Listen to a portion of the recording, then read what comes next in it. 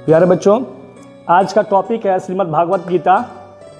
हिंदू धर्म का है या किसी भी धर्म को हो, आप भगवत गीता के बारे में आप जानकारी प्राप्त कर लें। इसमें अध्याय 18 अध्याय हैं, श्लोक है 700।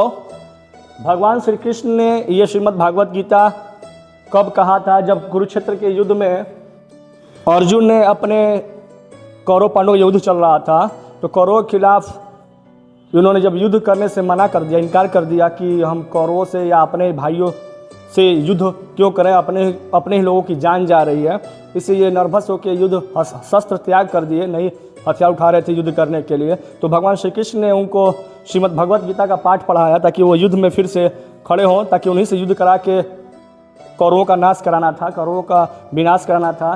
तो उन्होंने अध्याय नंबर 2 श्लोक नंबर 47 एक महत्वपूर्ण उनका जो है श्लोक है, कर्माण्य वाधिकारस्ते माँ फलेषु कदाचन ना कर्म फले हेतु भूर्माते संगोस्त कर्माणि वर्क इज वर्शिप। ये चाइना का है बाबू, कर्म ही पूजा है, कर्म ही को प्रधान मानता है चाइना, इसलिए आज हर देश से भी आगे है।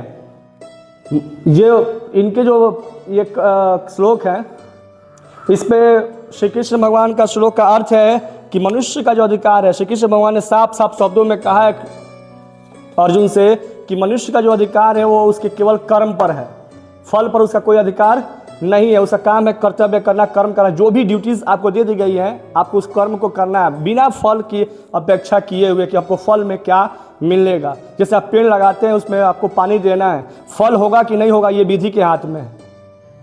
You have a right to perform your prescribed duty but you are not entitled to the fruits of actions. आपके पास सिर्फ कर्म करने का अधिकार है, फल का अधिकार आपके पास नहीं है। Never consider yourself the cause of results of your activities and never be attached to the doing your duty. आप फल की अपेक्षा मानकर आप अपने कर्तव्य के पद से अलग नहीं हो सकते, दूर नहीं हो सकते, ना ही उससे इनकार सकते। आपको उस कर्म को करना पड़ेगा। जिस प्रकार पृथ्वी पर पैदा हुए हैं, पृथ्वी में सूर्य चंद्रमा जो भी आप दिखाई दे रहे हैं आपको पृथ्वी से, देखिए नदी हुआ, झरना हुआ या ऑक्सीजन आप जो फ्री में ग्रहण करते हैं, क्या पेड़ पौधों ने आपसे उसके लिए कुछ मांगा है?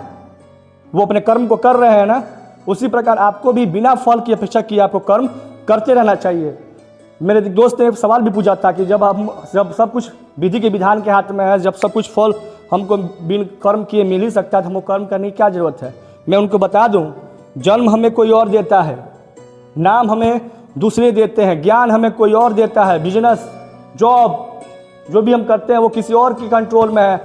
अंत में जब हम मर जाते हैं तो हमें कंधा भी कोई और देता है, चिता पर जब सुलाए जाते हैं तो हमें आग भी कोई और देता है। ये सब चीज़, everything that we have is given to us by others. सब कुछ दूसरे हमें देते हैं, but there is only one thing we can do, our karmas. एक ही चीज़ कॉमन है जो हमारे कंट्रोल में है, वो है हमारा कर्म, जिस पे हमारा अधिकार है। कर्म करते रहिए, फल की अपेक्षा ना करिए, दूसरों की सेवा करिए। दूसरों से अपने सेवा की जब अपेक्षा करेंगे, वहीं पर कर्म आपका बाधित होगा, जिसके लिए कृष्ण भगवान कह रहे कर्तव्य कर्म आपके हाथ में है, बाकी फल ऊपर वाले के हाथ में है। वो आपको मिल भी सकता है, आपको नहीं भी मिल सकता है।